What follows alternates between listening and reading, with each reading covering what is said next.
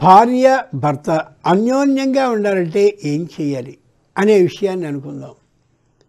అన్యోన్యము అనే మాటకి అన్య అన్య, నీకు నేను నాకు నువ్వు అనుకునేటటువంటి విధానాన్ని అన్యోన్య విధానము అంటారు. బాగా ఆలోచించి చూడండి. మీరు పనిచేసే కళాశాల 10 గంటలకి ప్రారంభమవుతుంది, లేదు మీ సంస్థ 9 గంటలకి ప్రారంభమవుతుంది, లేదా ఓ కర్మాగారం ఇంకోటి దేని ద్వారా జీవనాన్ని గడపదలచాలి అని అనుకున్నారో గడుపుతున్నారో దానికి సరైనటువంటి సమయంలో వెడుతున్నారు. అంతేకాక ఎంతవరకు ఉండాలో అంతవరకు ఖచ్చితంగా అక్కడ ఉంటున్నారు. అక్కడ ఉన్నంతసేపు కూడా దాని మీదే దృష్టి పెట్టారు తప్ప మరో పని మీద మరో అంశం మీద దృష్టి పెట్టనియ్యరు. ఆ పై అధికారులు మీకు పెట్టేటటువంటి అవకాశం కలగదు.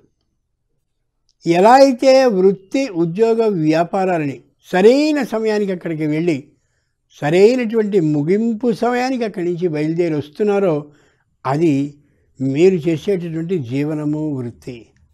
దాన్ని ఒకసారి ఇంటికి అన్వయించుకోండి. 9 నుంచి 5 వరకు ఆ సంస్థకి సంబంధించిన పని అని అనుకున్న మీరు రాత్రి 7 నుంచి నా భార్యదే ఈ సంస్థ అని అనుకుంటూ అక్కడ ఎలా అయితే మరో ధ్యాస లేకుండా 9 నుంచి 7 వరకు పనిచేశారో ఇక్కడ ఇది భార్యకు సంబంధించిన సంస్థ, దాంట్లో నేను ఉద్యోగిని కాబట్టి భార్యతో మాత్రమే నేను గడపాలి అని అనుకుని ఇన్ని గంటలు గడపండి. అన్యోన్యతకి భంగం రాదు.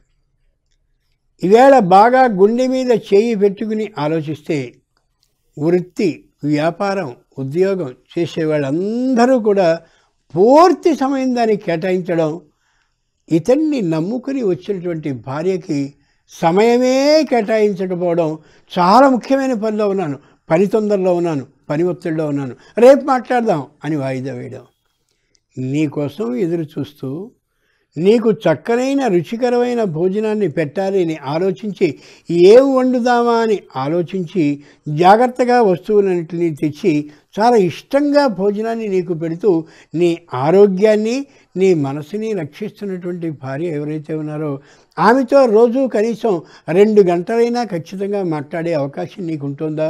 గుండె మీద చెయ్యి పెట్టి ఆలోచించండి. అలా కానీ భార్యతో నిరంతరం అంటే ప్రతిరోజు కూడా ఓ 2 గంటలు సరైనటువంటి విధంగా మానసికమైన హింసని ఎవరూ చేసుకోకుండా మాట్లాడుకున్నట్టయితే ఇన్ని అభిప్రాయ భేదాలు రావు, మనస్పర్ధలు రావు. బాగా గుర్తుంచుకోవాలి. ఇది ఒక అంశం ఆపస్తంభుడు చెప్పింది. రెండవది, భర్తృర్విప్రకృతాపిరోషణతయా మాస్మ ప్రతీపం గమః. ఎక్కడో పెద్ద ఉద్యోగాన్ని చేస్తూ బుర్రంతా పాడైపోయినటువంటి స్థితిలో భర్త సాయంకాలపు వేళకి ఇంటికి వస్తే అక్కడ పైన జరిగినటువంటి సంస్థలో జరిగినటువంటి అన్నిటితోటి బుర్రంతా వేడెక్కిపోయి ఉన్నప్పుడు భార్య అక్కడికి వచ్చి వెంటనే ఇంట్లో అది లేదు ఇది లేదు ఇలా జరిగింది అలా జరిగింది అంటూ దెప్పడం, ఏవో విషయాల గురించి అనవసరమైన మాటలు మాట్లాడడం వంటివి చేస్తే వెంటనే భర్తకి ఆ సంస్థకి సంబంధించిన బాధ్యతతో పాడైపోయిన బుర్రకి ఈ మాటలు మరింత విసుగుని కలిగించి ఇష్టం వచ్చినట్టుగా మాట్లాడే చేస్తాయి. అలా భర్త నోరు రగిలి నోటికొచ్చినట్టు మాట్లాడుతూ ఉంటే ప్రతీపం గమః మాస్మ, ఎక్కడికైనా వెళ్ళిపో, ఇంకో గదిలోకి వెళ్ళిపో, చెవిటి దానిలా వినకు, అప్పుడు చాలా చక్కగా ఉంటుంది దాంపత్యం. అలాగే పురుషుడు కూడా భార్య ఈ వస్తువు లేదు ఆ వస్తువు లేదు, చుట్టాలు వస్తున్నారు, ఎలా వండాలో ఏం జరుగుతుందో వాళ్ళు ఏమనుకుంటారో, ఫలాని వాళ్ళు రుచులు బాగా గ్రహించేవాళ్ళు నాకు వంట రాదు అనుకుంటారేమో అనే ఆందోళనలో ఉన్నప్పుడు భర్త కూడా ఆమెకి సహకరించినట్లయితే ఏ విధమైనటువంటి అన్యోన్యతకి భంగం రాదు.